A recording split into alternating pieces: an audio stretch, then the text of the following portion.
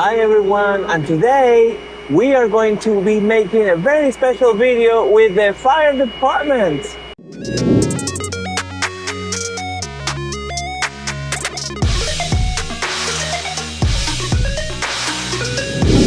Hi everybody, and welcome back to another episode of Gustavo's World. And today we are at the fire station of Miami Beach because I always wonder how does the fire station works. And here today we have Mr. Claudio Navas.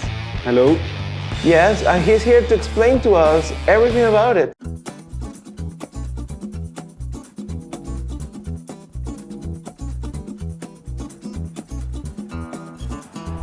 The video is about to start.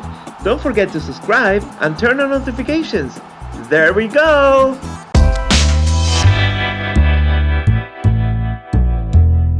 Who are you here? My name is Claudio Navas. Yes. I do fire investigations, firefighting, and paramedic. I have 20 years in the fire service. Wow. And it's the best job in the world. We do a little bit of everything, from rescuing cats in trees, to rescuing people in the ocean, to going to fires. I have so many questions right now because you said fire investigations. Yes. So what do you really mean by that? So if there's a fire, Yeah. my duty is to respond to investigate the cause of the fire, how the fire took place, what ignited the fire. Was it a criminal act? Was it an accidental? Was it electrical? I have training in order to be able to make a determination of the cause of the fire. Oh my God. Let's say 10 fires. How many are accidents and how many are like fraudulent? It has changed through the years. It's different every week. It all depends how people behave. You can't control what people do, is what I learned. Right. But 90% of the fires now is kitchen fires. It used to be electrical fires, now it's mainly kitchen fires. People forget their cooking, they leave the house. What? And then the kitchen catches fire. So it's the number one cause of fires right now is kitchen fires. But what I mean is like fraudulent fires. I mean fires. Yeah, they could happen in my career in around 2011.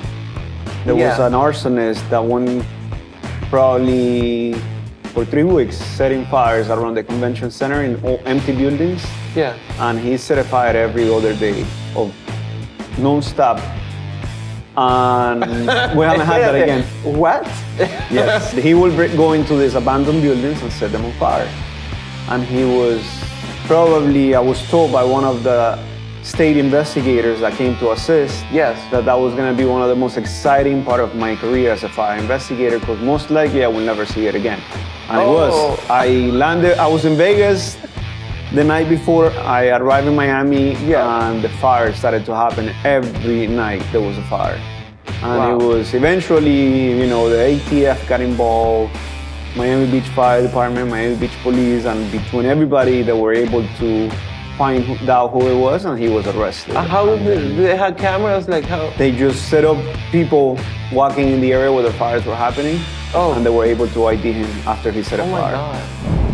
So let's talk about here in Miami Beach, we're in an island, but still, like, what does a fire department do? Because I know you fight fires, like you said. Yes. You also do have the paramedic section, but also, I just learned that you manage all the lifeguards or whatever it's called. So the fire department has a lot to do with. One of my mentors when I was going through the academy, he told me, before you're a firefighter, you will be a public servant. So we do everything from assisting an elderly person that can get up from the floor, to the cat on the tree, to an ocean rescue when the lifeguards go home at 5 or 7, based on the time of the year. If it happens at 2 in the morning, we have to go in the ocean and rescue them. Or a car in the water, then we have to go in the water and rescue the people. Water. That keeps coming up. So it's one of those things. My station is on Collins and 53rd. So we have water in front of the station on the west side, and we have water behind the station. So I've seen it. You're surrounded by water. We're surrounded by water. Yes. I tell people my story 10 years ago. Yesterday, I didn't know how to swim. So I set a goal in my life that I wanted to learn how to swim. Yes. for fun. And now I jump in the ocean and I rescue people when they're drowning. Is it difficult to swim with somebody? Like, I mean, how do you do it? It's practice. Or do you put them in life vest or something? We have like a board that we use. We have a buoy that you can give them so they can hold on into another paddleboard arrives or the boat or the fireboat comes. So there's different techniques that we're trained on, and you just got to do them over and over. You have to be very comfortable in the water. To me, the ocean is like a game. I enjoy swimming so much. I swim every other day. Yeah. And I can swim for hours, and it's fun. For me, it's like doing yoga. That's the way I describe swimming. Because you can talk. It's just you in the water. Nice. So it has become a passion, but at the same time, out of that passion that was born, I'm able to help people now. Okay. And it's probably one of the best things about being a firefighter that you can do. Nice. So then we could say that in this station, at least you have the paramedics, the fire, and the life-saving in the ocean, or do you have something else? So the cool thing about the Miami Beach Fire Department is that everybody is a paramedic and a firefighter, no matter if you ride the ambulance or the fire truck.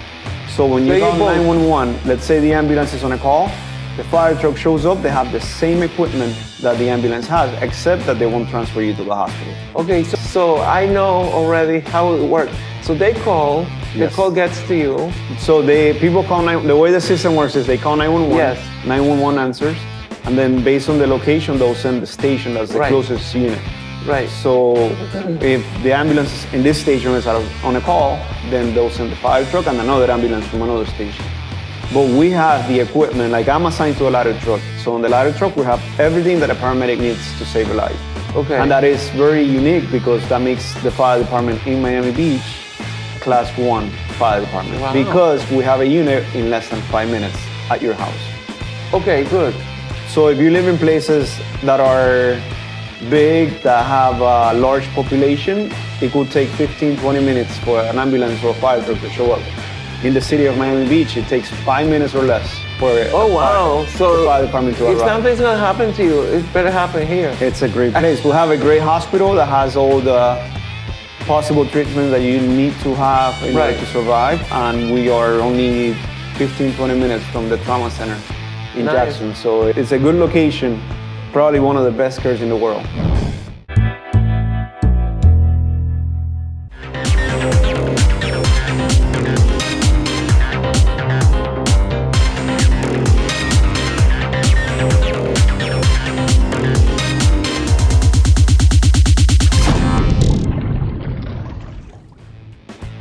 So what do you have in the trucks? So we have 2 fire trucks here. We have the engine and the ladder truck. The one with the ladder. But how you call the truck? The ladder. Ladder.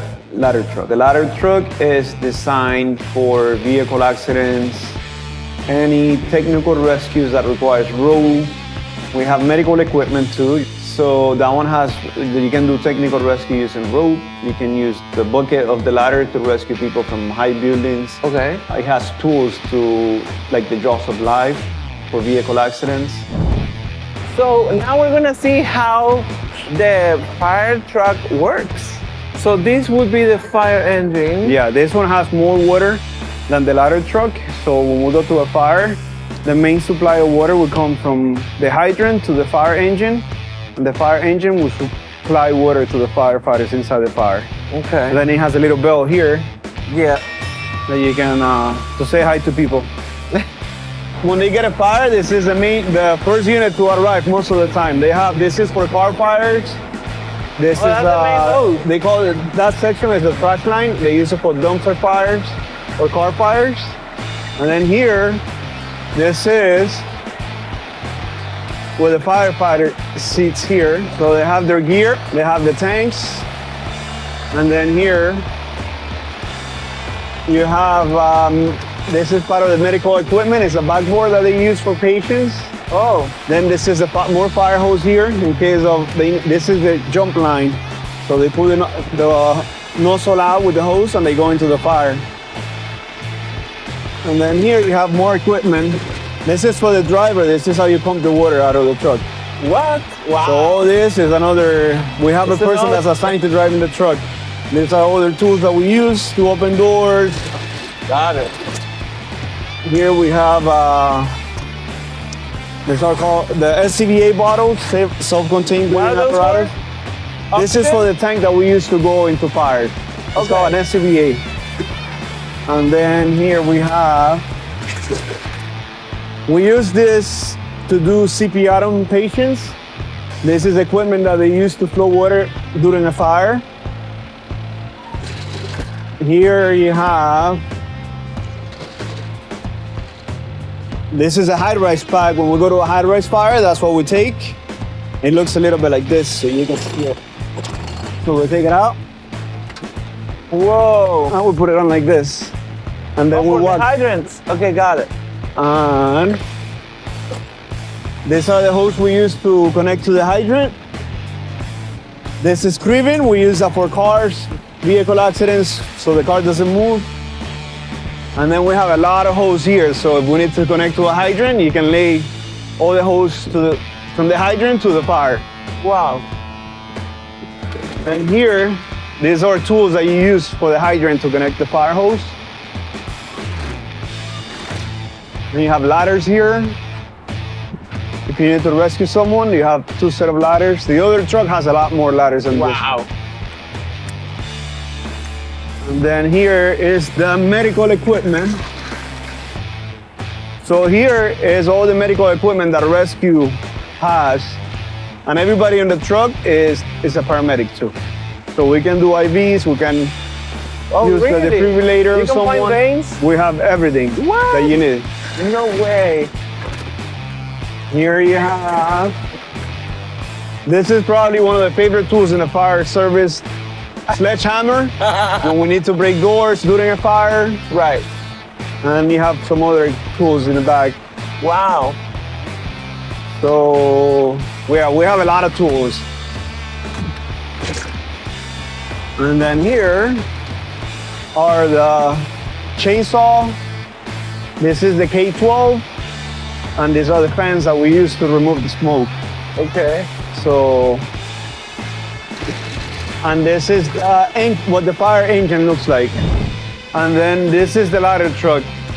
So here, the setting is different to that truck. This one has more equipment. This one has the high-rise pack here. So when we go to a high-rise fire, each firefighter takes a high-rise pack. So we have 2. Okay. And